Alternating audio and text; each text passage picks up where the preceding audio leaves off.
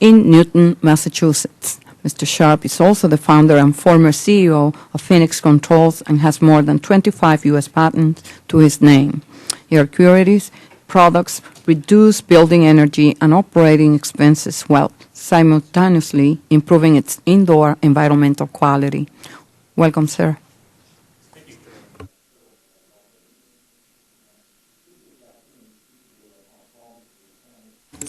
Sorry. Yeah. Chairman of Alexis, thank you for the opportunity to speak before you today on how small business can and is addressing climate change. My name is Gordon Sharp, and I'm the chairman and founder of Aircuity. I have started and successfully grown several small businesses built around technology innovation for energy efficiency. Aircuity is an example of the impact of small business innovation on addressing climate change. Aircuity has commercialized technology to optimize ventilation for commercial and institutional buildings without sacrificing comfort, safety, or occupant productivity. Since most buildings are actually overventilated, properly controlling outside air and building ventilation is the single largest factor affecting both building mechanical system-related energy efficiency and indoor environmental performance. Aircuity's innovation was to develop an improved means for measuring the indoor environment that enables a reliable, demand-based ventilation approach. Borrowing from the data networks world, we architected a multiplexed sensing system that routes air packets from throughout the building to a centralized set of high-grade sensors. The result was a cost-effective, accurate, low-maintenance solution that addresses the deficiencies of conventional approaches. For example, this hearing room is a good candidate for our technology since much of the time this space is not fully occupied, requiring less outside air. However, like most buildings, it is probably always ventilated at the same high rate, wasting significant amounts of energy on cooling, heating, and fan power.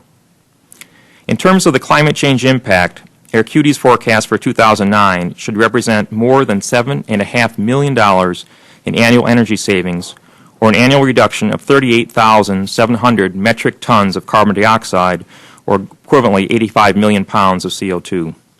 This is the climate change impact of 30.5 megawatts or about $225 million of installed solar PV capacity, which is about 7.5% of the total capacity that was brought on last year. Whereas Aircuity represents a younger small business in a rapid growth stage, Phoenix Controls, another small business that I founded that was later sold to Honeywell, is a more mature business in the field of energy savings, airflow controls for laboratories. The climate change impact of their sales last year was roughly equal to the total new U.S. solar PV capacity installed last year. In fact, Phoenix Controls' current installed base of systems is reducing energy consumption by about $1.1 billion annually, representing a carbon footprint reduction of 5.6 million metric tons of CO2, or the energy equivalent of 1.25 days of imported foreign oil. Regarding the financial practicality of these energy efficiency solutions, cost is often raised as an obstacle, whereas in reality, they are solid financial investments.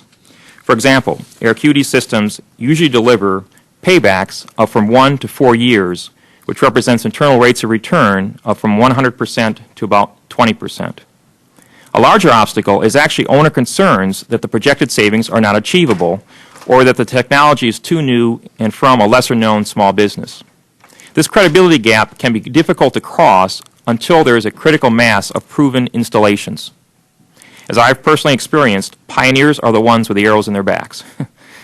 One means to help bridge this gap is to introduce incentives from both utilities and the government to reduce the financial barriers for early adopting organizations that have effectively been increased by these concerns. Additionally, carbon credits may represent another helpful financial boost.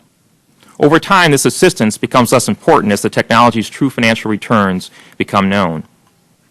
Due to the current high cost of renewable energy, the interest in using energy efficiency to address climate change has increased dramatically. In fact, our business has nearly tripled in the last 6 months. On a broader front, in the last 4 years, the value of green building construction has gone from about 2% to a level approaching almost 10% of new construction starts. In the next 4 years, the green building market, even with the current economic downturn, is projected to reach between $96 and $140 billion annually versus $36 to $49 billion today. There has never been a more important time for small businesses to pursue innovation for energy efficiency and sustainable climate change. Aircuity is proud to be one of many small businesses doing its part to achieve these ends. I want to thank the committee for the opportunity to appear here today, and I would be happy to answer any questions that you might have.